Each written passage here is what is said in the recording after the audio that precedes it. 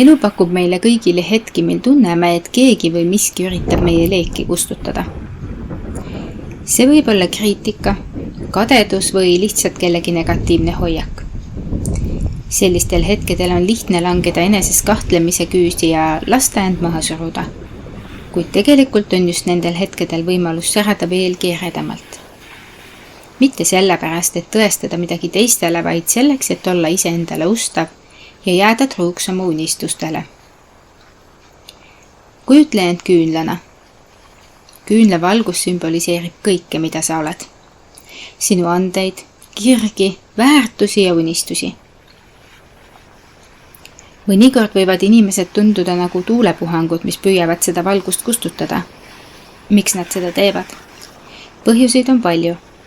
Võib-olla tunnevad nad, et nende enda valgus on tuhmunud või kardavad nad näha sinu tõelist sära, sest see tuletab neile meelde nende endi varjusid.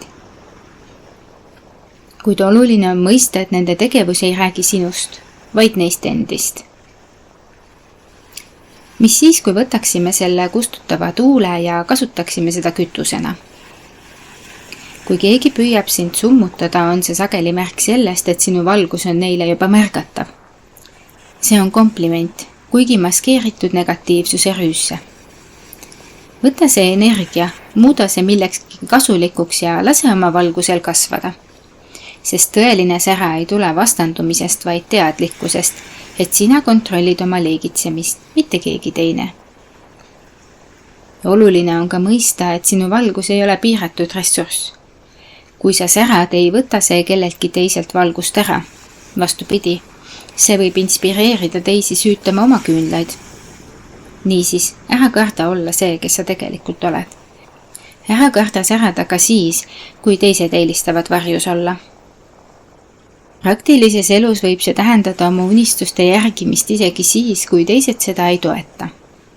See võib tähendada julgelt enda arvamuse väljendamist, kui tunned, et see on oluline. Või hoopis otsust mitte vastata negatiivsusele negatiivsusega, vaid kasutada seda kasvamise võimalusena.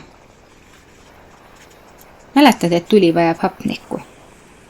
Kui keegi üritab sind alla suruda, võta nende kahtlustest, kriitikast või takistustest hoopis hoogu juurde. Pööra tähelepanu sellele, mis sind sütitab ja lase oma kirel teha ülejäänud töö, sest lõpuks ei tähenda säramine, vaid sinu enda jaoks eredamat elu. See loob soojust ja valgust ka kõigile neile, kes on valmis sind vaatama ja sinust õppima. Niisiis, ära lase kellelgi oma leeki summutada. Kui tuul tõuseb, muuda see oma tiibade alla puhuvaks jõuks. Ja kui keegi proovib sinu valgust kustutada, siis naerata. Haara nende hapnik ja põle veelgi eredamalt. Sinu valgus võib olla just see, mida maailm vajab. Aitäh ja peatse kuulmiseni!